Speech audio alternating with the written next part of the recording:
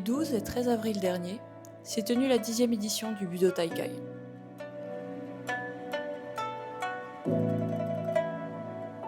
Cet événement est né de l'enthousiasme de 3 enseignants, qui, au fil des stages et des maîtres rencontrés, ont forgé une solide amitié. Ils pratiquent aujourd'hui différentes disciplines et chacun est venu présenter ses particularités. Découverte de cette rencontre d'arts martiaux, le Budo Taikai.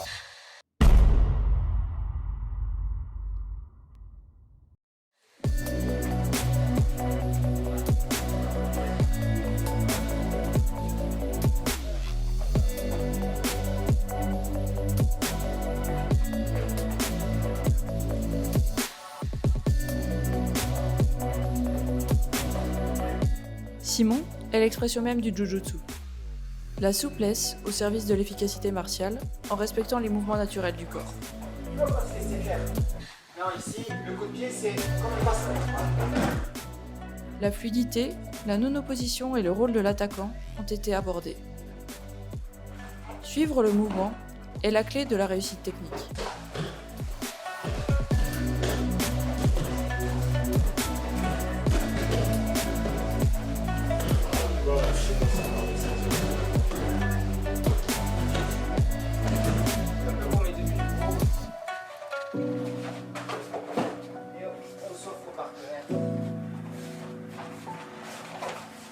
Super.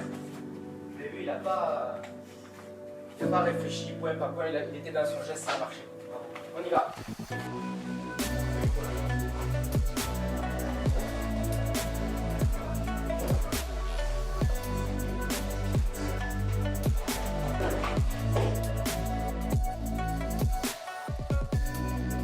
Cette discipline ouvre à une grande diversité technique, à base de frappes, clés, projections, coups de pied, étranglement, ainsi que du travail au sol. L'acquisition d'une forme de corps juste nécessite du temps. Pas de secret, il faut du travail. C'est difficile. Ça crée trop de tension. Je mets comme ça. C'est pour ça que si je le loupe, c'est pas très grave, parce qu'au pire des cas, je l'aurai guidé. Donc, essayez de faire cette action-là.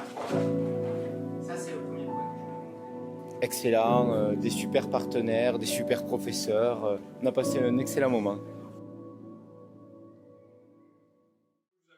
On l'a vu en s'effaçant, ça peut être ici.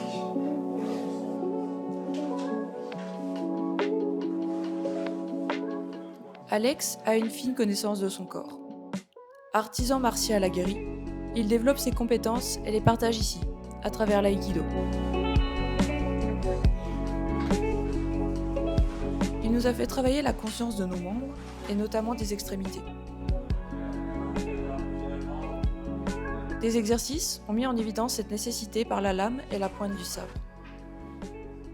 Ensuite, la pointe du bâton qui guide nos gestes et notre corps, et non l'inverse. Une stratégie très efficiente de dissociation.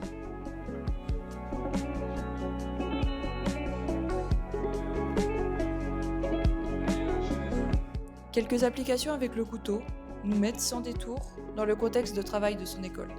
Là, je vais aller chercher le loin derrière. À partir d'ici, on va venir ici. C'est ma deuxième jambe ici qui va se faire ici. Arrêtez. Et je reviens, vous avez vu Thomas, son corps était là, ma jambe elle revient ici, derrière. Ici, je remontais. Je pars.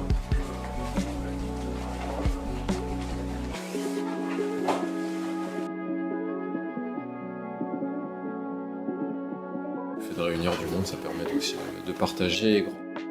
Dans nos pratiques, souvent on a tendance à essayer de se comparer un peu aux autres, et du coup ce qui est intéressant, c'était vraiment de faire un stage où on réunit tout le monde, échanger ensemble et surtout partager et grandir avec nos ressemblances et nos différences. Et je pense que c'est des belles valeurs des arts martiaux. On fait la technique, si on est touché, on sera touché. Alors, surtout pas le faire en faisant ce genre de choses. Le karaté de Nicolas a été influencé par beaucoup d'autres expériences.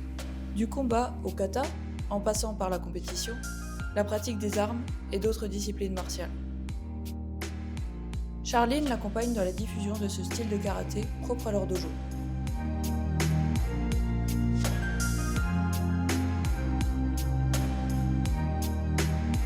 Il était évident que si Lucas il a envie de résister au moment où je fais le balayage, ça va bloquer. C'est pas grave.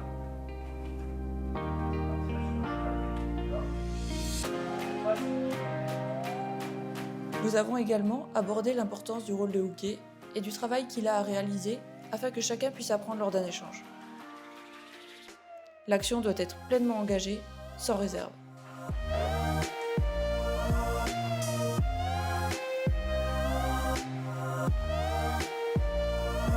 Fruit d'un échange collaboratif, ce stage fut une franche réussite pour sa 10e édition.